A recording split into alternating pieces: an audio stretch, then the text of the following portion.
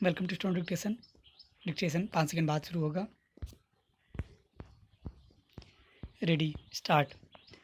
सभापति महोदय, हमारे देश में गृह मंत्रालय और गृह मंत्री का कितना महत्व है, इसका अनुमान इसी से लगाया जा सकता है कि स्वतंत्र भारत में गृह मंत्रालय का भार सरदार पटेल ने स्वयं अपने कंधों पर लिया। सरदार पटेल का साहस, उनका उत्साह और उनकी बुद्धि तीनों ही हमारे गृह मंत्रालय के लिए आदर्श का काम कर सकती हैं, परंतु दुर्भाग्य से सरदार के पश्चात इन तीनों बातों में कुछ कमी आती हुई दिखाई देती है। उदाहरण के लिए एक ही बात मैं कहना चाहता हूँ।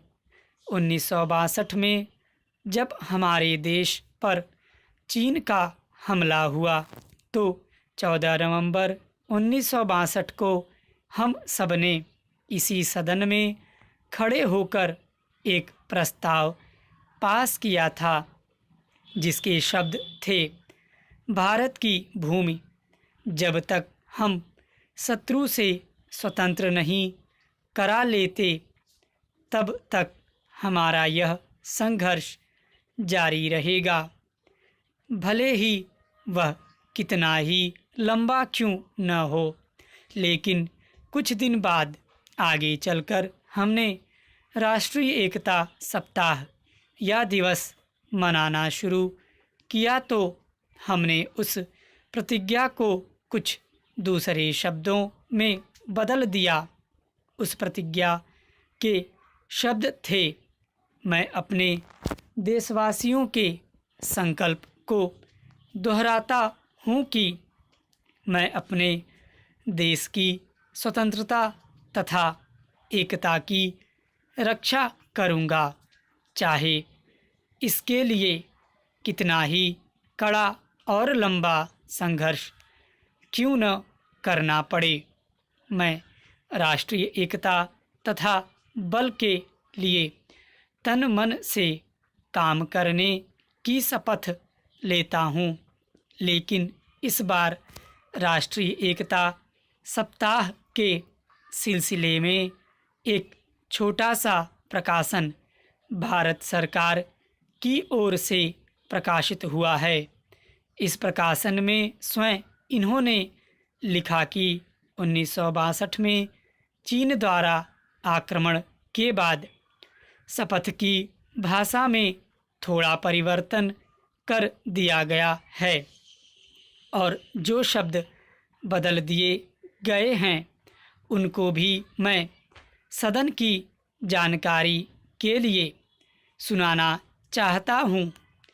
मैं प्रतिज्ञा करता हूँ कि मैं कभी हिंसा का प्रयोग नहीं करूँगा और मेरा विश्वास है कि धर्म, भाषा, प्रांत संबंधी तथा अन्य सभी राजनीतिक और आर्थिक विवादों का शांतिपूर्वक और संवैधानिक तरीकों द्वारा हल किया जाना चाहिए। अब मैं आपके माध्यम से जानना चाहता हूँ कि 1962 में संसद ने जो निर्णय किया था, क्या भारत सरकार अपने उस निर्णय से हट रही है?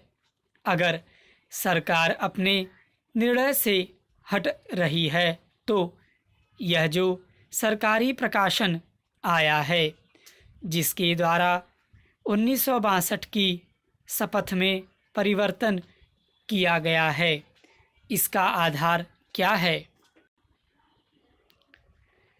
सभापति महोदय, हम यह समझें कि किसी तरह का चीन का दबाव इस सरकार पर पड़ रहा है, जिसने सरकार के सोचने के ढंग में परिवर्तन कर दिया है।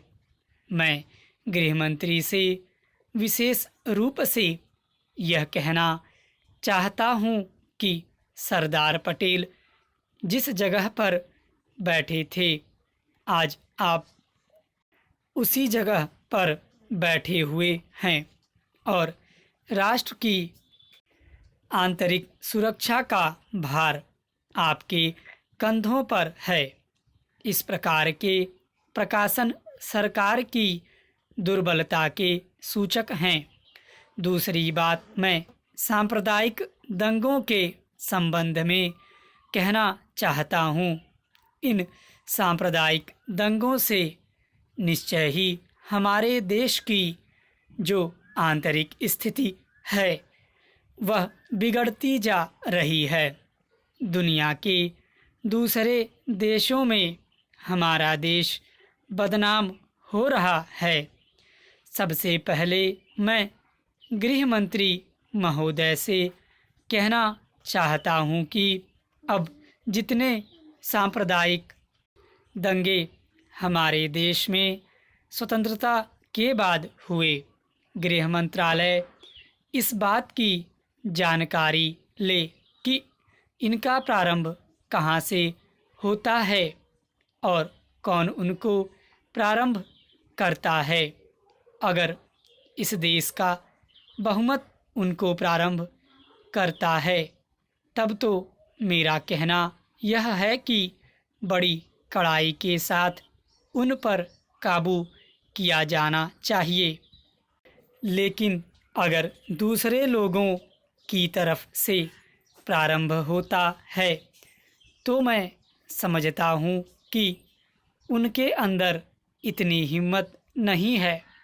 जब वे जानते हैं कि इसका परिणाम यह होगा कि हमको और हमारे दूसरे सहयोगियों को चोट लग सकती है, फिर भी वे इसका प्रारंभ करें, तो मुझे ऐसा लगता है कि कोई तीसरी शक्ति अवश्य है जो आज भी 5 दशकों के पश्चात हमारे सामाजिक जीवन को दुखी बनाना चाहती है। उदाहरण के लिए मैं एक ही बात कहना चाहता हूँ। पहले गृह मंत्रालय जब अपनी वार्षिक रिपोर्ट प्रकाशित करता था तब उसमें बतलाया जाता था कि हमारे देश में दुनिया के किस किस देश के कितने नागरिक रह रहे हैं।